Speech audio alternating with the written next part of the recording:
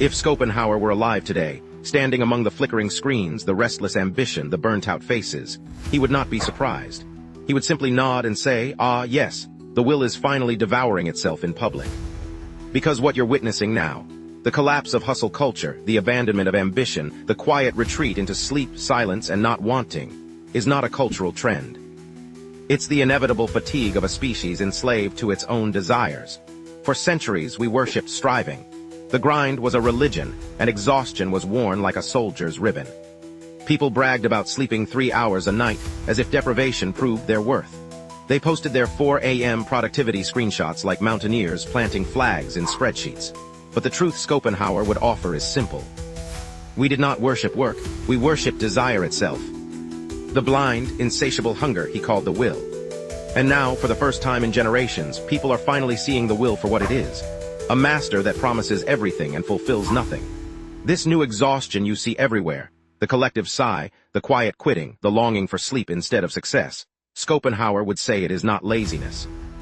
It is clarity. For desire, he insisted, is the root of suffering. To want is to lack, to chase is to ache, to achieve is to be disappointed. And to stop wanting is to die, at least in the eyes of society. And yet here we are globally, quietly withdrawing from wanting. The Japanese call this Tyoku Shakai, the low desire society. A generation that is no longer seduced by ambition, consumption, or the glittering promises of the marketplace. Not because they are enlightened, but because they finally saw the dream clearly enough to recognize the shape of the coffin hidden inside the penthouse. Schopenhauer would have recognized this immediately. He spent his entire life explaining it. Desire is a treadmill with no finish line.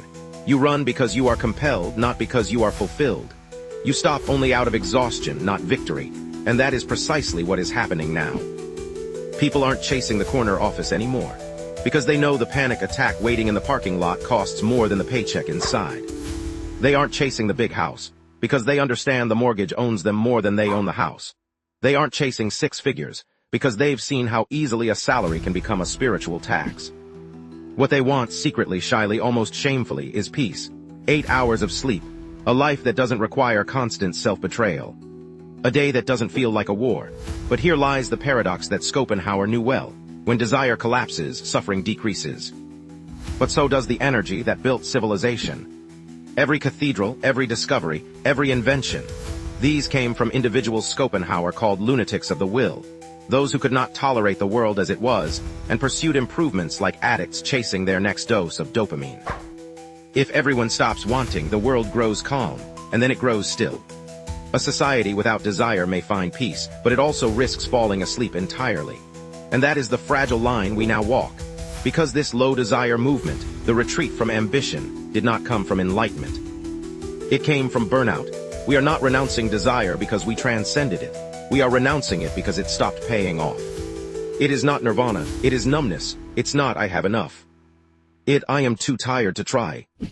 Schopenhauer would say this is the will weakening itself through overexertion, like a fire consuming its own oxygen. A civilization burning too brightly for too long. And if you look around, you see the consequences: declining birth rates, lower consumption, less ownership, less participation, less appetite for the very fuel that makes societies grow, not because we've become enlightened sages, but because the will has finally exhausted its victims. And into this vacuum steps something strange. Something Schopenhauer would find both beautiful and dangerous: contentment. Not the ecstatic kind, but the ordinary, quiet kind. You see it in the young generation refusing the script. They don't dream of climbing ladders missing half their rungs. They don't want corporate thrones. They don't want to rise and grind. They want to breathe. They want to exist. They want to stop losing all the time. And if society calls that weakness, Schopenhauer would say society is afraid. Because peace is the one rebellion the will cannot exploit. But even he would warn, when wanting becomes distasteful, apathy begins to look like wisdom. When striving becomes absurd, surrender begins to look like truth. And that line between enlightenment and despair is thin. So what do? Schopenhauer's answer was not to annihilate desire completely, nor to drown in it. It was to see desire for what it is, a relentless force that uses us as its puppet. In other words, awareness. Awareness is the only escape from the maze. Not productivity hacks, not wellness trends, not digital detoxes performed for Instagram. Awareness. To witness your desires rising and falling like waves without being dragged by every tide. To work but not worship. To strive but not attach. To enjoy but not cling. To step into the world without letting the world colonize your inner life. In modern life, where apps steal our attention, corporations harvest our exhaustion, and the will agitates us like a puppet master, awareness becomes the only rebellion left. Because the moment you see the experiment for what it is, the experiment loses control. The rat who realizes it is in a maze is the rat that stops running. The human who realizes desire is a trap is the human who steps off the treadmill. And here is the final insight Schopenhauer would offer. You don't need to conquer the world. You only need to stop being conquered by it. Peace is not the absence of desire. It is the disentanglement from the illusion that desire will save you. And the moment you stop chasing, the moment you stop reacting, the moment you sit quietly in your own company, without expecting the world to reward you, that is the moment the will loses its grip. That is the moment you return to yourself. That is the moment suffering loosens, not because you escaped reality, but because you finally saw it clearly. And in that clarity, in that stillness, in that quiet awareness, you become something that civilization cannot exploit. The will cannot manipulate, and the maze cannot contain. You become free, not because your desires disappeared, but because you stopped kneeling before them. If Schopenhauer were here to diagnose the spirit of our age, he'd say what's collapsing isn't ambition itself, but faith. Faith in the idea that striving leads somewhere meaningful. For centuries we were told to climb, to want to chase, to accumulate. But the truth behind all of it was exactly what he warned. Desire is a wheel that spins us, not a path that carries us.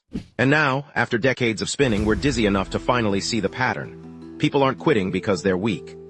They're quitting because they've discovered a terrifying secret. The ladder they climbed was leaning against a void. Schopenhauer would say the modern world has simply made the will visible. Once it operated in the background, subtle, instinctive, biological. Now it screams through notifications, advertisements, productivity gurus, corporate slogans, and 1,000 blinking digital demands. The will no longer whispers, it shouts. And the more it shouts, the more people withdraw. Because once you recognize the will, this ceaseless, blind craving that animates everything, you can't unsee it. You start noticing how every desire promises satisfaction, but ends only in boredom, disappointment, or the birth of new, hungrier desires. One wish fulfilled is simply the invitation for the next to arrive. So the modern exhaustion is not a mystery. It's the natural consequence of a species that built an entire civilization out of wanting. And now the bill is due. People are quietly stepping back from the game. Young people especially. They look at the world and think, why sprint toward goals that dissolve as soon as you touch them? Why sacrifice your health, your mind, your peace, for rewards that feel like smoke? Schopenhauer would say this is the moment when the veil thins. When the illusion of more reveals itself as a trap. When striving becomes indistinguishable from suffering. But here's what he'd also warn. A society cannot survive on clarity alone. It needs illusions to function. Dreams, ambitions, desires, narratives of progress.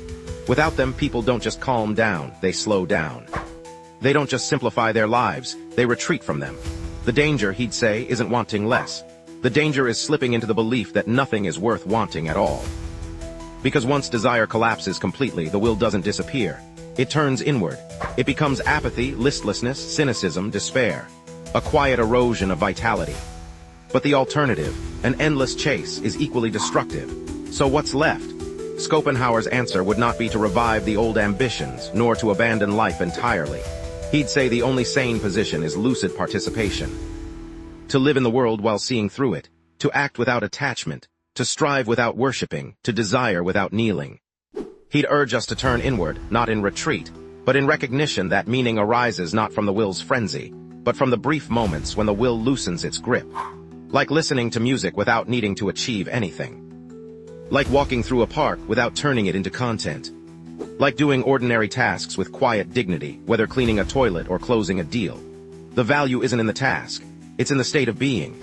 He'd remind us that the happiest humans aren't those who conquered desire, nor those conquered by it, but those who learn to step just slightly outside of it, to watch it without becoming it. Because in that space, however small, you find something the will cannot touch, stillness. A moment of interior freedom. The ability to say, I see what the world wants from me and I choose differently. That's the revolution of our time. Not rage, not rebellion, not retreat, but awareness.